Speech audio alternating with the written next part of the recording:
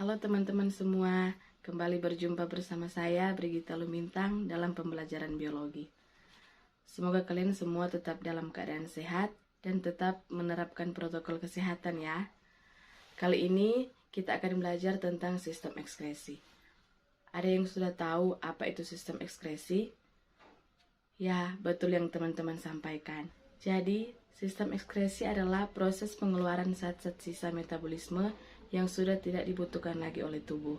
Zat ini dapat berupa karbon dioksida, urin, urea, keringat, dan senyawa-senyawa lainnya yang bersifat toksit atau racun. Tujuan pembelajaran kita kali ini yaitu diharapkan lebih memahami bagaimana mekanisme proses pengeluaran zat sisa.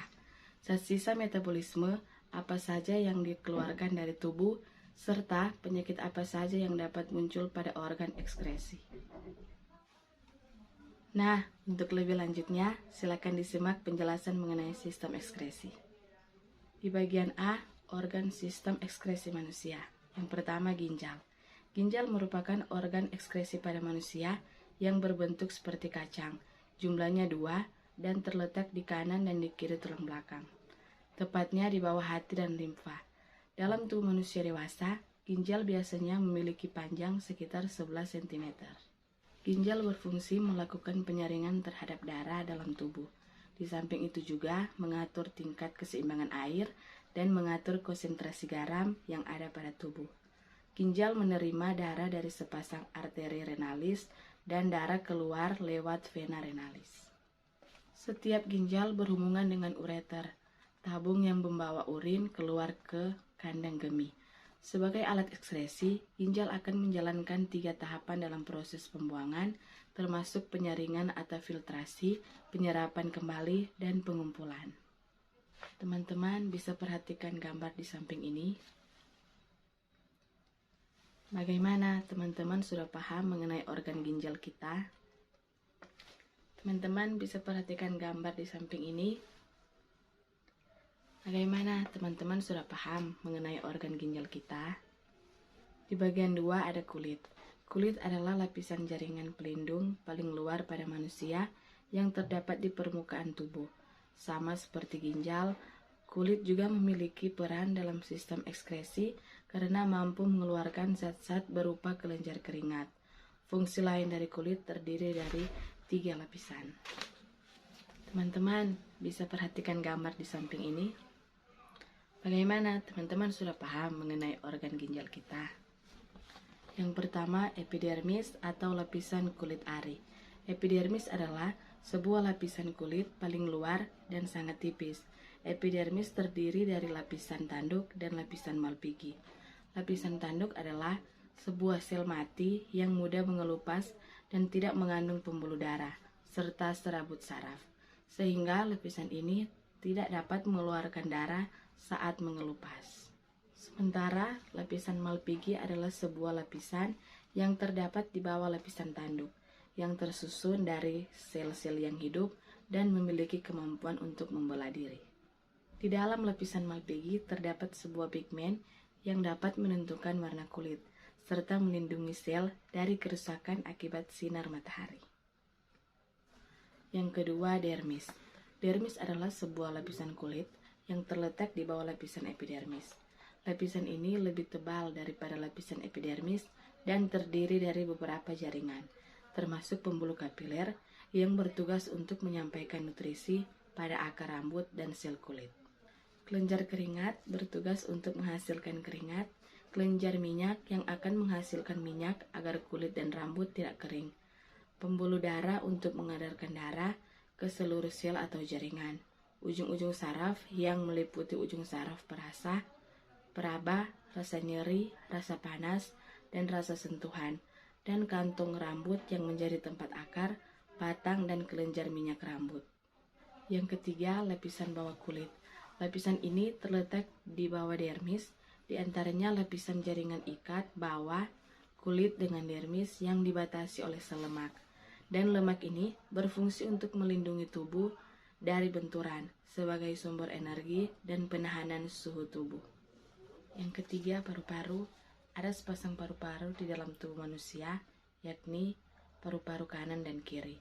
Keduanya terletak di rongga dada, di mana paru-paru kanan biasanya lebih besar, sementara paru-paru kiri yang berdekatan dengan jantung lebih kecil. Selain menjadi organ dalam sistem pernapasan atau respirasi dan berhubungan dengan sistem peradaban, darah atau sirkulasi paru-paru juga berperan dalam sistem ekskresi. Fungsinya mengeluarkan gas-gas proses pernapasan yaitu gas CO2 atau karbon dioksida dan H2O uap air. Karbon dioksida dan air hasil metabolisme di jaringan diangkut oleh darah lewat vena untuk dibawa ke jantung. Untuk lebih jelas, teman-teman bisa perhatikan gambar di samping ini. Yang keempat, ada hati.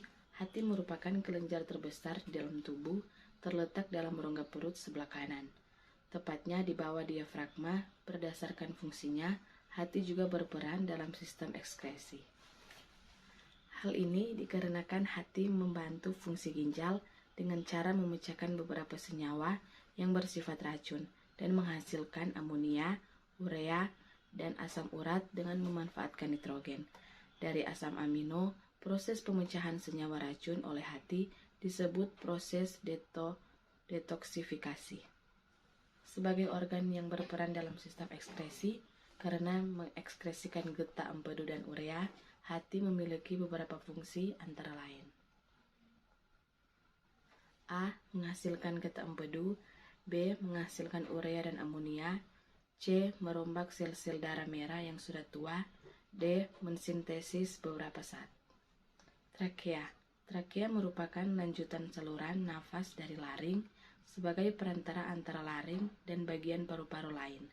Trakea juga sebagai batas antara sistem respirasi bagian bawah dan bagian atas. Sistem respirasi bagian atas diantaranya bagian-bagian hidung dan laring. Untuk lebih jelas teman-teman bisa perhatikan gambar di samping ini. Ya, seperti ini bentuk trakea kita manusia.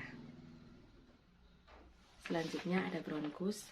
Bronkus atau sering disebut sebagai percabangan dari trakea, memiliki fungsi untuk mengeluarkan benda asing dan kotoran yang masuk dalam saluran pernapasan. Selanjutnya ada lobus.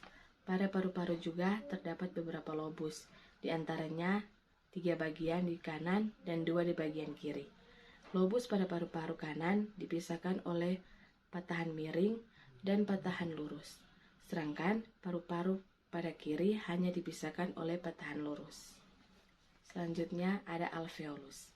Alveolus atau disebut juga dengan kantung udara yang muncul dari bronkiolus memiliki fungsi sebagai tempat pertukaran udara. Dan terakhir ada pleura. Pleura merupakan selaput tipis yang menyelubungi paru-paru, terdiri dari 2 jenis yakni pleura viscerali atau selaput yang membungkus paru-paru dan pleura parietal atau selaput yang melapisi rongga dada. Dan terakhir ada pleura. Pleura merupakan selaput tipis yang menyelubungi paru-paru, terdiri dari 2 jenis yakni pleura viscerali atau selaput yang membungkus paru-paru dan pleura parietal atau selaput yang melapisi rongga dada. Nah, bagaimana teman-teman sudah paham mengenai organ-organ sistem ekskresi? Selain mempunyai organ yang bervariasi dan begitu sempurna, ada juga gangguan dan penyakit pada sistem ekskresi. Yang pertama, uremia. Penyakit sistem ekskresi uremia terjadi saat ginjal sudah mengalami kerusakan.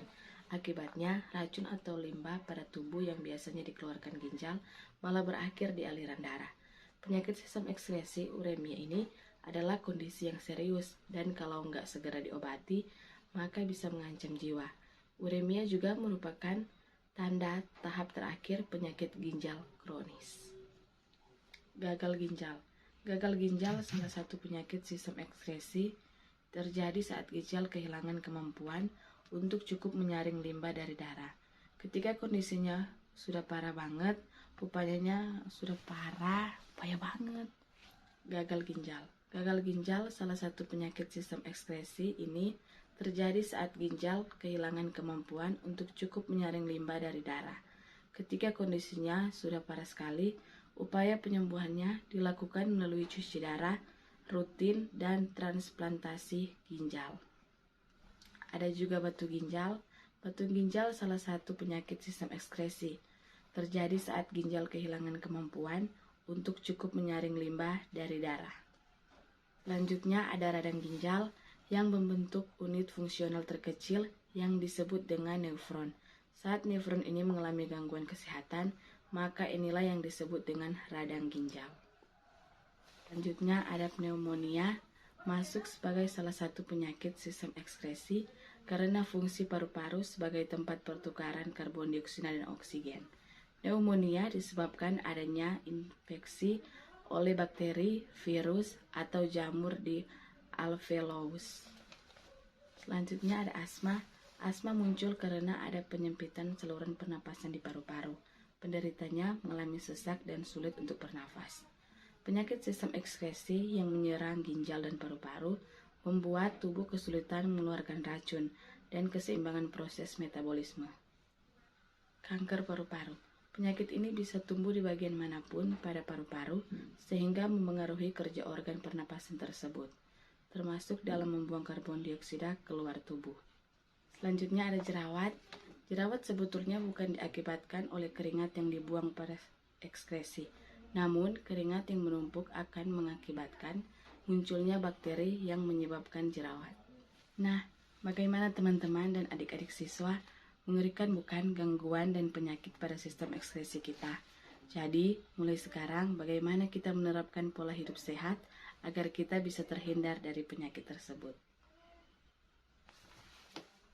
Demikian untuk video pembelajaran kita kali ini. Terima kasih.